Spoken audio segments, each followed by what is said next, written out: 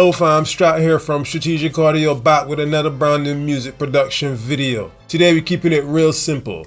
Now last night I made this beat, right? And it has a nice bounce to it and a slightly vintage energy. Basically I'd call it like a boom bap beat with a bit of a Dave East vibe. Today all I'm really gonna do is break it down part by part, show you what I did and explain why. Now if you appreciate this type of content, please drop the video a like and consider subscribing to the channel. I appreciate your support so much. Also, links in the description to our free and premium loop kits and samples. Alright, let's jump right in. I started in E flat minor at 87 BPM using Piano Tech 8 to lay some upright piano chords as my foundation.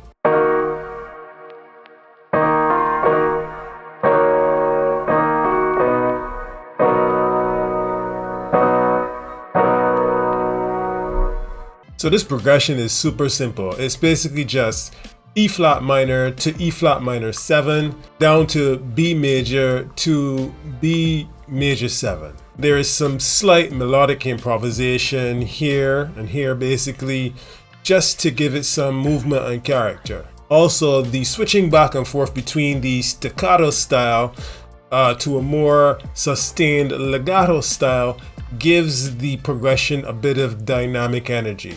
For effects on the piano, I added this EQ using this Waves SSL plugin to accentuate the natural tone of the piano. Cymatics Origin to give some wobble and some vinyl crackle. This reverb, Valhalla Supermassive, really good reverb, especially considering it's free. And this Waves CLA 3A compressor to tighten it all up. So I felt the need to add a little bit of a counter melody. Has somewhat of a call and response format. So I picked up my guitar and played this melody.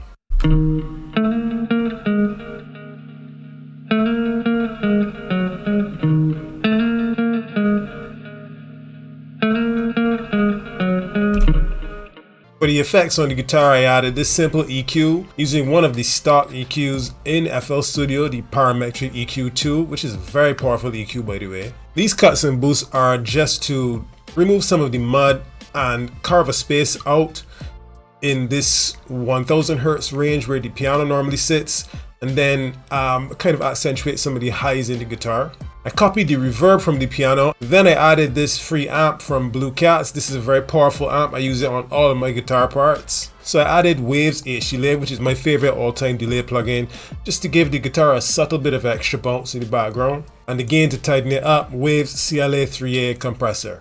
At this point, I felt I had the foundation of my melody basically done. From here on, it was more about layering and adding subtle dimensions. So for this, I added this trumpet part using Embertone's Chapman Trumpet Contact Bank.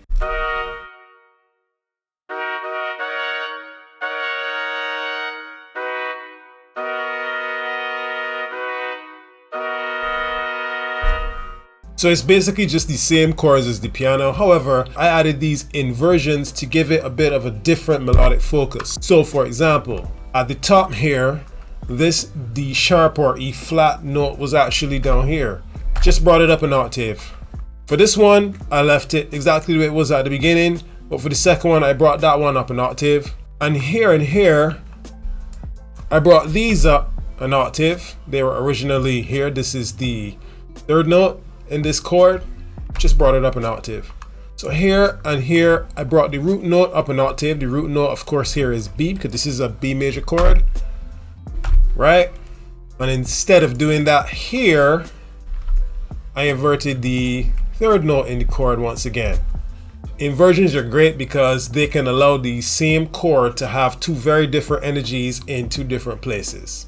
For the effects on the trumpet, it's not much to shout about, just an EQ to cut the lows and accentuate some of the mid to high frequencies in the trumpet, and the CLA 3A compressor to tighten it up. Next up, I added this bass line using Moto Bass 2 by IK Multimedia.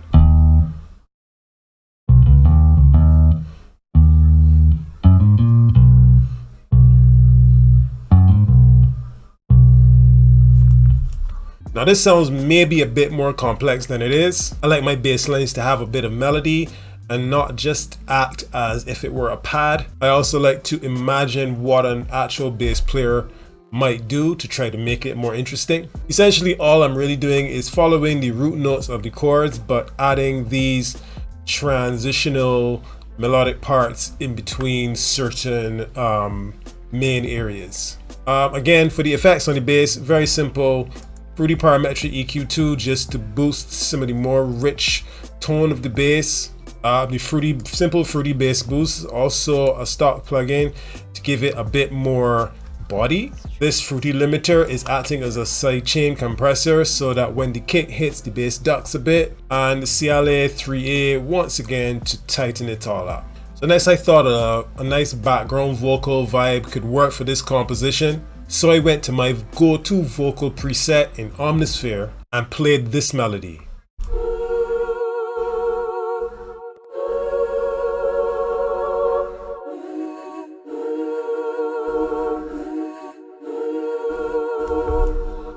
This basically follows the main chord progression, except I don't play the root notes. I focus more on the 3rd, 5th, and 7th notes so that it creates a nice harmony to that main chord progression. For effects, I simply went with the Fruity Parametric EQ2 to accentuate the most common frequencies that you would find in a vocal part, and again the CLA 3A from Waves to tighten it up. Next up, I played these strings using the very excellent BBC Symphony Orchestra plugin from Spitfire Audio.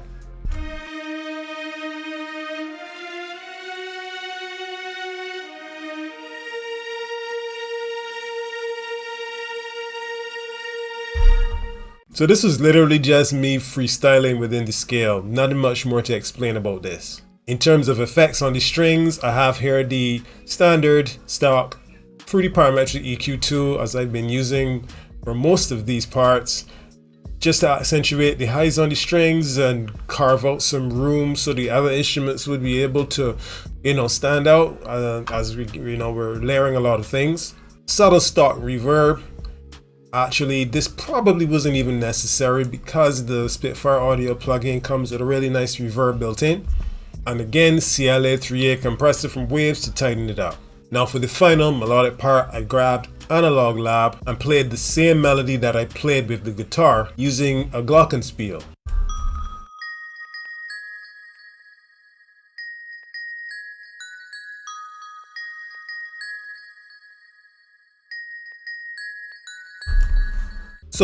So for effects, again, a really simple EQ. Just wanted to kind of cut out most of the lows and a lot of the mids and focus on specific high frequencies in that glockenspiel. HDLA because I like the way it bounces around. Same EQ that was used on the piano, I just copied it and messed with the mix percentage, and again LA3A as the compressor. Now I've played all of those individual melodic parts. Now I want to play all of the melodic parts together in the mix to see how it sounds.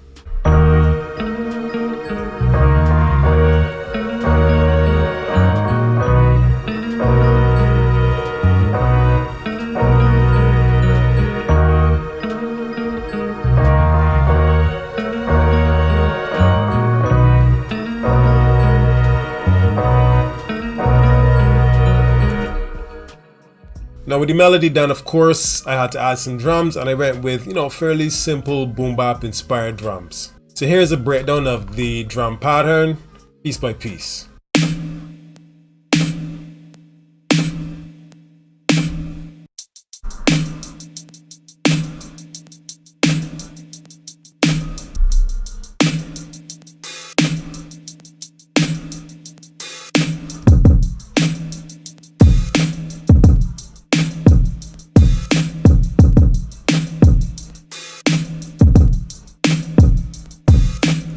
Alright guys, we are at the end of the video now, and before I sign off, I just want to say a very heartfelt thank you for watching. Thank you for all the support that you give. Your likes and your subs keep us going and growing. Again, links down in the description where you can go to check out any of our offers and our free kits and samples. Peace, and I'll see you in the next video. Now, here's the full beat.